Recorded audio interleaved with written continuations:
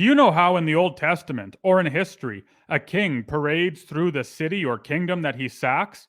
Nebuchadnezzar walked through the burning Jerusalem. Trudeau walks through Calgary. It's the same thing. Let's hear what he had to say today.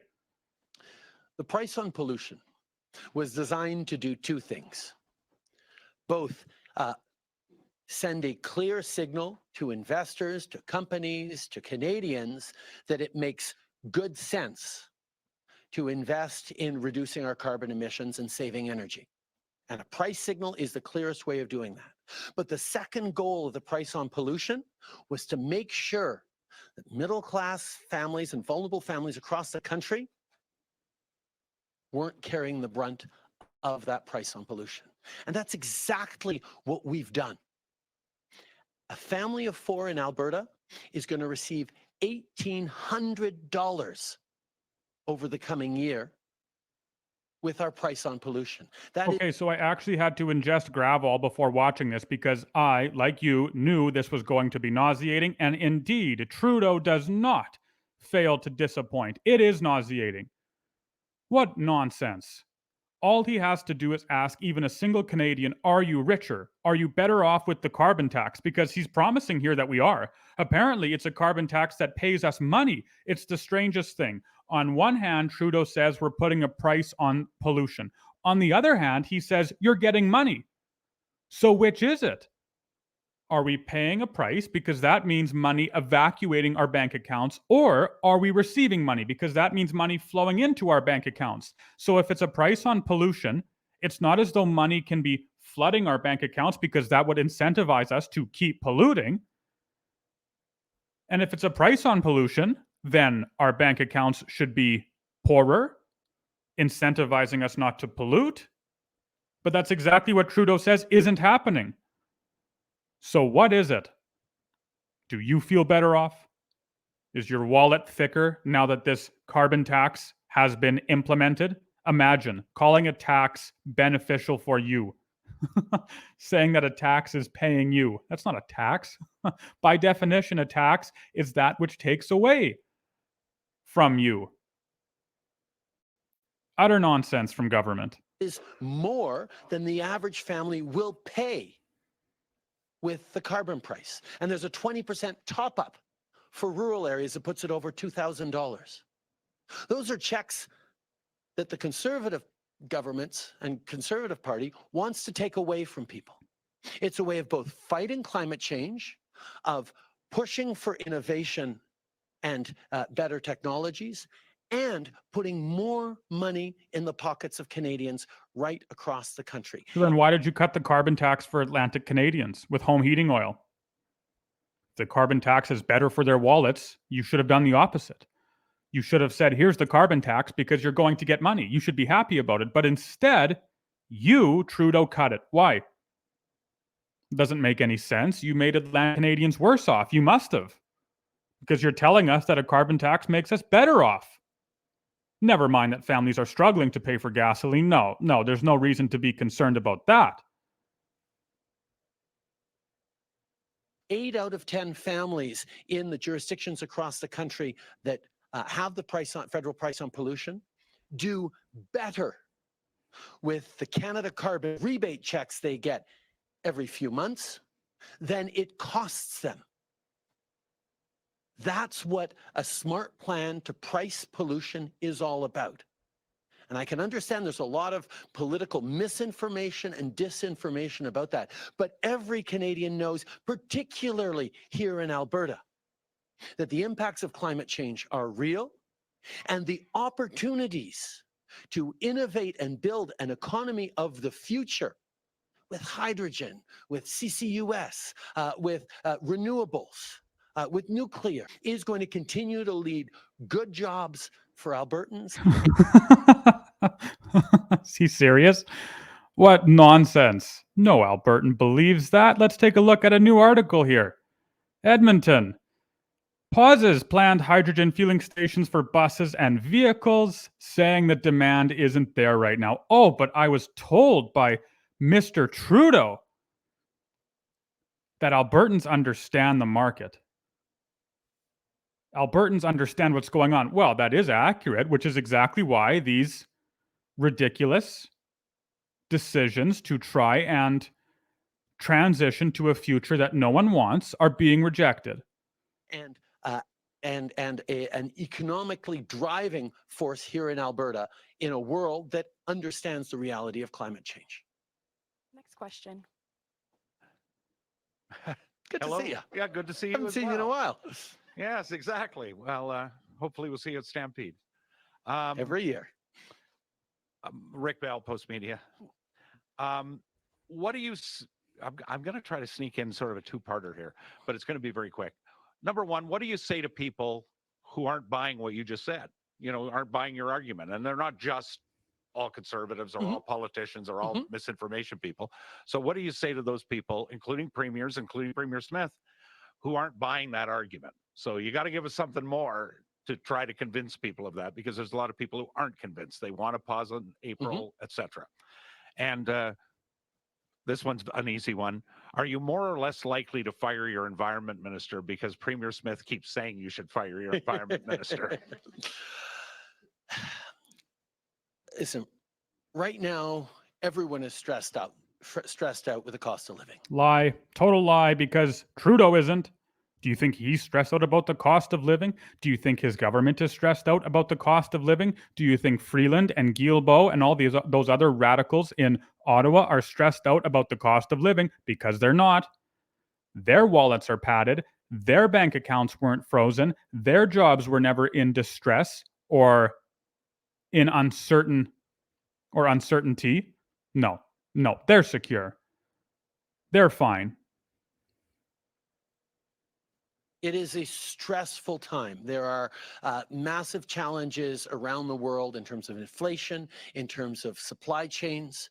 There are wars going on in a way that is putting more pressure on people and emotional angst on a whole bunch of people in every community. This is economic garbage. Trudeau is doing everything he can to try and deflect blame for the current economic situation in Canada away from himself, and it's trash. New Zealand, Australia, England, all of those countries, none of them are responsible for the inflation that we're experiencing in our country. It's one thing for prices to rise. That doesn't mean inflation. It's another thing entirely to print how much money we've lost track. That's inflation, and that's on Trudeau. Housing market, that's on Trudeau.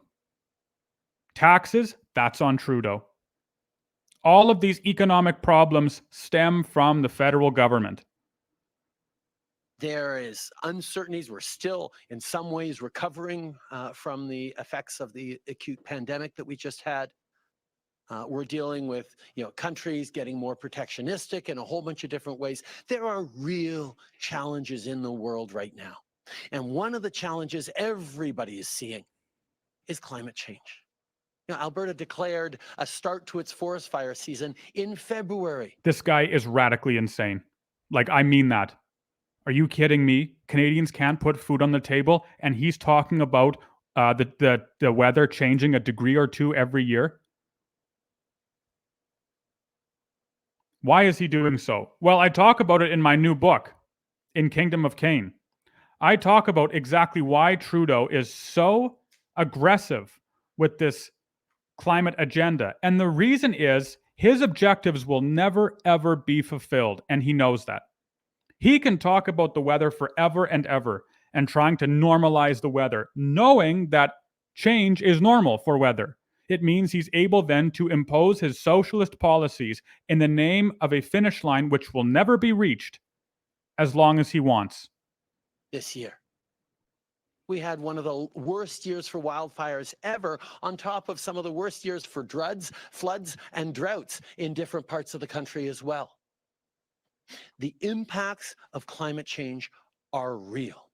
And they're not just environmental or, community-based, they're also economic.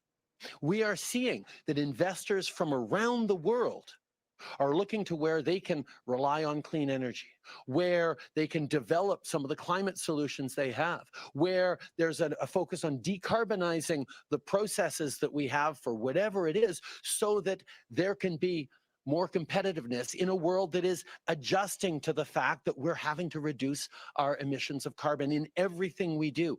Yeah, like Irving Oil, largest refinery in Canada, is considering selling because they can't comprehend the uncertainty in the market because of that, man.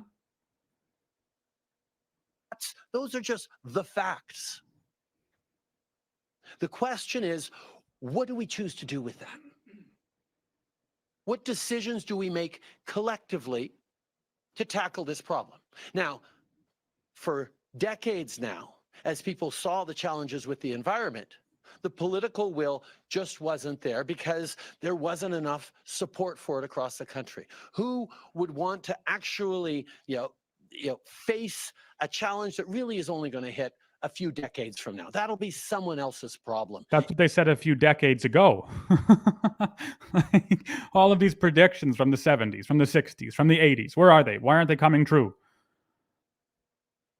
Is unfortunately the easiest way to respond to this. We don't have to do anything. It won't hit us now while I'm in office. So let's just push off the problem for more and more people to deal with. The problem is the fact that we pushed off this problem for decades already means it gets more and more expensive to make the changes that are necessary, not just to protect communities' quality of life, but also to protect our environmental opportunities and growth that we have. So the question becomes, does anyone really think you can build a strong economy for the future without, at the same time, fighting climate change and being responsible about the environment? The fact is, you cannot. You can't have a plan for the economy if you don't have a plan to fight climate change. Well, let's look at Trudeau's economy. How strong is it with his plan? Oh yeah, the economy's booming. Economy's stable. The economy is certain. We can predict what's going to happen 20 years in the future. The monetary system in the country is secure and is rational. So Trudeau here is talking to us about how he combines his social activism with economics, and it creates a strong economic structure. But we say, well, Mr. Trudeau, just look at the economic structure which you've created, and we realize that his plan is disastrous. So then the question becomes, well, how do you fight climate change? There are lots of different ways you can do it. You can bring in the heavy hand of regulations to force people to do different things. You can bring in different incentives and subsidies and rewards to invest in companies that are actually doing the right kinds of things. But that all involves the heavy hand of government weighing in on how we're going to do that. Is Trudeau actually talking about government interference in the market and how he doesn't want that? Trudeau, the liberal Trudeau, the man who has imposed himself and his government more in the markets perhaps than any prime minister in history. This is the man? It's like the high priest Caiaphas talking about righteousness as he crucifies Christ. Wow. Like, that is absurd hypocrisy. Even for Trudeau, that is absurd hypocrisy. It's embarrassing. He's trying to obviously speak to the small government appetite of Alberta, and yet, of course, because people are rational, because Albertans understand and know what's going on, everyone can see through his lies, and Trudeau is simply embarrassing himself. It's honestly sad. It's sad to be so starved for power that you're willing to completely, in the name of trying to hold on just a little bit longer, betray everything you believe in the name of capturing one or two more votes. Sad. I prefer a cleaner solution, a market-based solution of saying, you know what? If you're behaving in ways that are going to cause pollution that is going to impact the whole community, you should pay for that pollution so the community then doesn't suffer the negative sides of it or have to clean it up on their own dime. That's what we do with people spewing water into wastewater from factories into streams. We say, no, no, no, you're going to have to clean that up. You're going to have to be responsible for the pollution you create. So that's why putting a price on carbon emissions just makes sense, because a company that says, oh, you know what, I'm going to avoid paying that price by investing in a better type of technology, well, that just makes sense.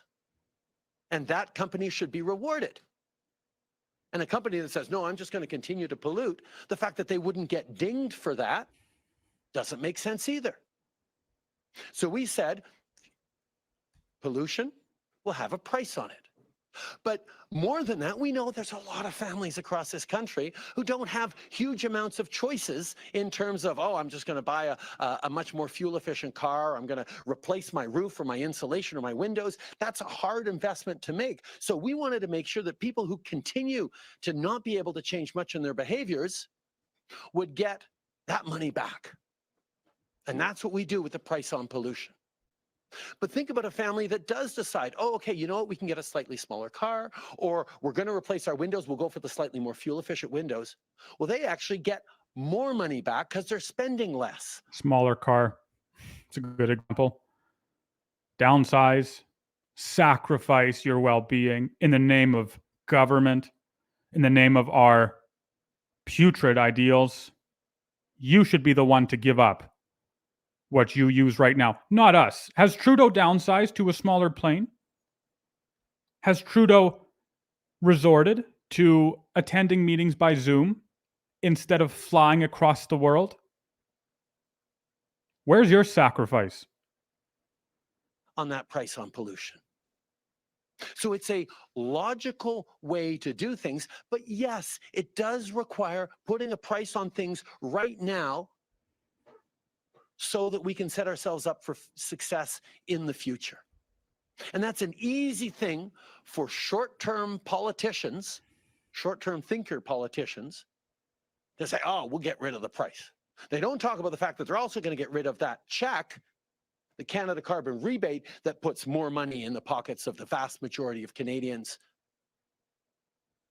And they don't have a plan, or they don't talk about how they're going to actually use the heavy hand of government through regulations or through subsidies or some other way to pick winners and losers in the economy, as opposed to trusting the market.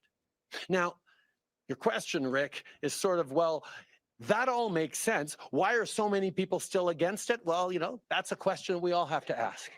Because people are rational, and people are paying thousands and thousands and thousands of dollars in taxes every year. They're struggling to pay for groceries. They're struggling to pay their mortgage. They're struggling to pay for vehicles. They're struggling to survive. They're struggling to feed their children. And he would have the audacity to say, we don't know why people are upset by these carbon taxes. We don't understand why they're upset to be paying more and more and more every single year. We don't understand why they're upset to see the fuel prices at the gas pumps increase yet again. We don't know. It's the strangest thing. It's almost like Trudeau is totally removed from reality and knows nothing about what it's like to live as an actual Canadian. But my job is not to be popular.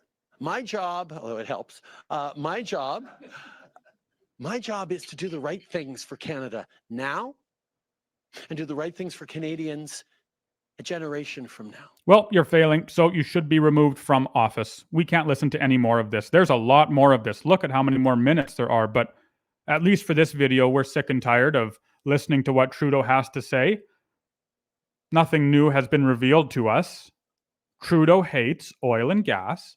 Trudeau hates innovation, and instead wants to impose his Orwellian, and I do mean Orwellian, will upon the people of Canada, both in the West and the East, even though his supporters might not understand it yet. He has absolutely no desire to see this nation flourish, and instead wants to see it transformed into a vivid impression of what evil wants. Look at this scripture from 1 Kings. What is it, chapter 12? Chapter 12. Here is Solomon's son. He's just ascended to the throne, and he takes counsel with the old men, with the advisors who stood before Solomon. And he says, how would you advise me to answer these people who are concerned about money? The people say, Rehoboam, your father Solomon made our yoke heavy, Please lighten this load of service. The taxes are insane. We can't keep going on like this. And Solomon's old advisors say, if you want to be a servant of these people today and serve them and speak good words of them, then when you answer them, tell them that they're going to be that their load is going to lighten. But Rehoboam says, no. Let me instead take counsel with the modern men, with the Trudeauians. Let's hear what they have to say. And he says, what do you advise me to do? And the young men who had grown up with Rehoboam said to him, thus shall you speak to this people who say to you, Solomon made our yoke heavy, but you lighten it for us. You'll say to them, my little finger is thicker than my father's thighs. You thought it was bad before. Oh, it's only going to get so much worse. You thought you were taxed heavy before. Just wait until I begin to tax you. You thought you had it easy before? You haven't seen anything yet. Does it remind you? Does it remind you of anyone we know?